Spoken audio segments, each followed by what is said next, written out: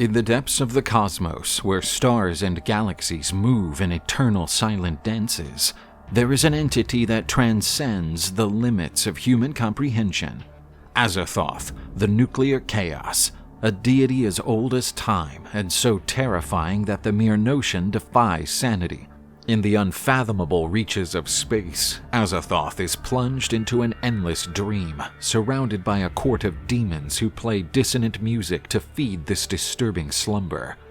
Azathoth, the demon sultan, fills his throne at the center of the universe, a place where realities intertwine and blur, a realm where the laws of physics are only fantasies. With an elusive essence, Azathoth is a being whose true form escapes human comprehension, a terror beyond definition. The human mind, limited and fragile, cannot conceive of this presence without plunging into the shadows of madness. Surrounded by a macabre court of demons playing flutes and drums, Azathoth rests in an eternal dream. This dissonant music, a true hymn to chaos, keeps him in a deep trance. Some say that if this music ever stopped, Azathoth would awaken. And with that, reality as we know it would disintegrate in the blink of an eye. At the beginning of everything, in his solitary existence, surrounded by a court of demons, who with flutes and drums played a dissonant and uninterrupted melody, Azathoth dreamed. From these dreams, the universe was born. It was not a willful act, but a cosmic accident, a byproduct of the existence of a blind and idiotic cosmic god. The ripples of chaos released by Azathoth, without logic or purpose, collided and danced in an anarchic, cosmic ballet. From this chaotic dance sprang galaxies, stars, planets, and life, all without intention, without meaning. This universe, the fruit of Azathoth's indifferent dreams, was a horrible and unimaginable place, where order and purpose were only fleeting illusions. Life, in its many forms, was just an ephemeral accident, a discordant note in the eternal music that kept Azathoth asleep. Humanity, with its aspirations and achievements, was insignificant, a speck of dust in an indifferent and endless cosmos. In his cosmic residence, Azathoth is oblivious to any morality or conscience. He exists beyond good and evil, a strange and alien notion given human concepts of ethics and purpose. He embodies cosmic absurdity, constantly reminding us of our insignificance before the universe's primordial forces. Unlike traditional deities, often seen as protective or just, Azathoth is a god devoid of conscience, purpose, and compassion, a being whose existence is synonymous with annihilation. Azathoth is often described as the source of other cosmic entities and unspeakable horrors. From him sprang creatures such as Nyarlathotep, the chaotic messenger, and Yog-Sothoth, the guardian of portals in time. These entities, along with countless other beings, form a hierarchy of power that spans many dimensions and realities, all connected in some way to nuclear chaos. Among Azathoth's servants, Nyarlathotep, the crawling chaos, is unique. While Azathoth sleeps in the center of the universe, Nyarlathotep walks between the worlds, messenger and executor of his will. Nyarlathotep, unlike Azathoth, has a cruel conscience and shrewd malevolence. He is the only one among the great old ones who seems to understand Azathoth's perverted desires, being his eyes and ears, sowing terror and madness wherever he goes, a morbid reflection of Azathoth's indifferent will. Another of Azathoth's offspring, Yog-Sothoth, the All-in-One, has a more enigmatic relationship with Azathoth. While the latter is the chaotic heart of the universe, Yog-Sothoth is the guardian of time and space, an entity that understands and transcends all dimensions. Their relationship is defined by cosmic coexistence and interdependence.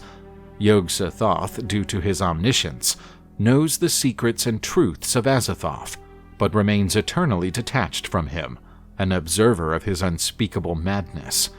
Yog-Sothoth is the key to understanding the mysteries of the universe, but also to understanding the insanity brought on by this knowledge, a mirror of Azathoth's inconceivable power.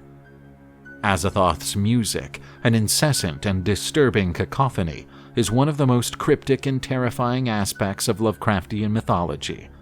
This music keeps Azathoth in an eternal dream, preventing his total awakening, which, if it were to happen, would lead to the destruction of the cosmos. The subjects who play this music are entities who serve only to soothe or lull Azathoth's will. These flute sounds are not simple noises.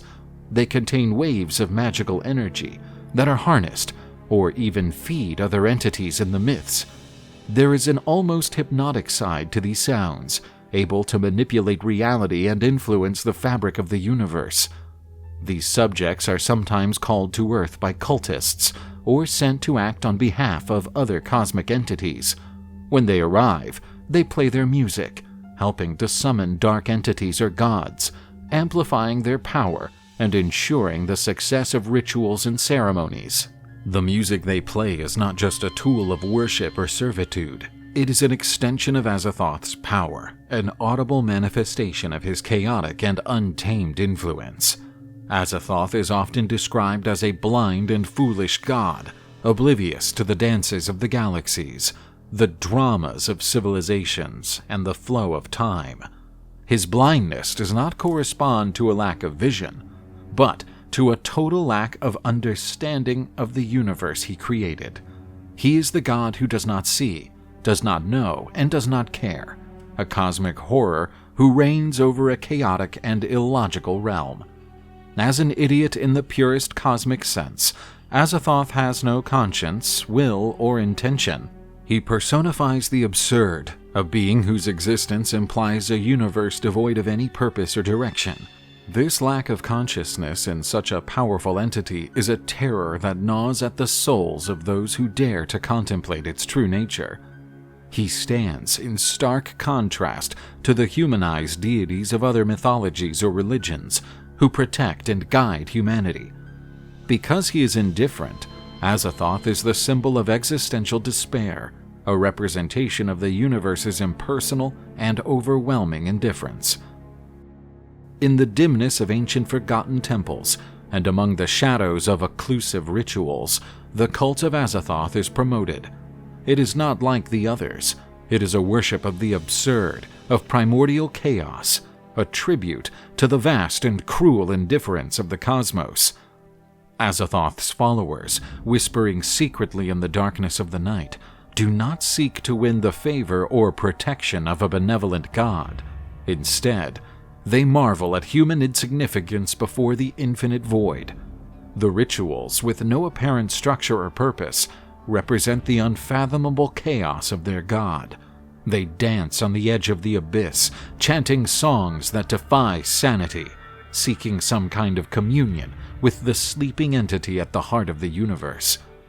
Music has a crucial role to play in these rituals, trying to emulate the eternal cacophony that surrounds Azathoth.